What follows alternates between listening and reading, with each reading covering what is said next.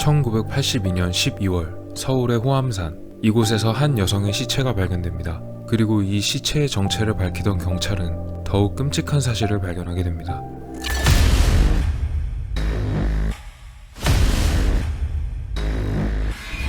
산에서 발견된 한 여성의 시체, 여성의 이름은 김경희였고 이발소 종업원이었습니다.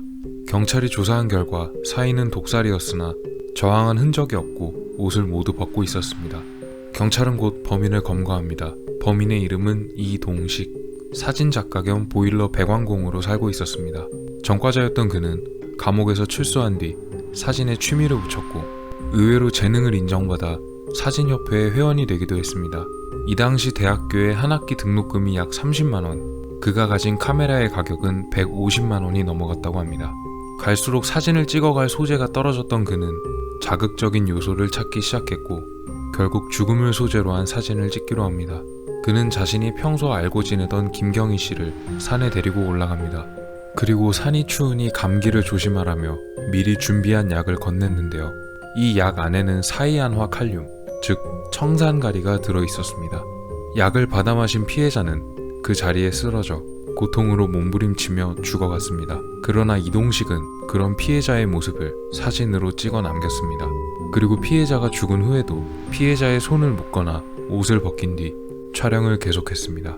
그는 경찰에 검거된 뒤에도 자신은 피해자 김씨를 죽이지 않았으며 죽은 후에 사진을 찍은 것이라고 주장했는데요. 그러나 당시 신구대학 사진과의 교수였던 홍순태 교수가 경찰에 한 가지 조언을 남깁니다.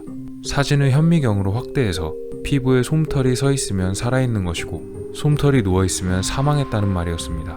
아이러니하게도 이동식이 당시 쓰던 사진기는 앞서 말했듯이 150만원의 고급 카메라였고 뛰어난 화질 때문에 현미경으로 확대가 가능해 피해자의 솜털과 땀구멍을 확인할 수가 있었습니다. 이동식은 이 사건 말고도 자신의 전처를 살해했다는 혐의도 받고 있었습니다. 자신의 전 아내와 싸운 다음 날 아내가 집을 나갔다고 말했지만 그녀의 행방을 어디서도 찾을 수가 없었기 때문입니다.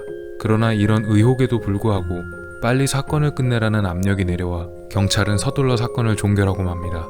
이동식은 법정에서 사형을 판결받고 당시 서대문에 있던 서울구치소에서 사형이 집행되었습니다. 남은 범죄가 더 있었을지도 모른다는 의혹이 많았으나 수사가 진행되지도 못한 채 이동식이 사형되었기 때문에 여러 가지 부분들이 미제 사건으로 남아있다고 합니다. 오늘 미스터리 어떠셨나요? 여러분의 구독과 좋아요의 힘으로 다음에도 재밌는 미스터리로 찾아오겠습니다. 미스터리 큐브였습니다. 감사합니다.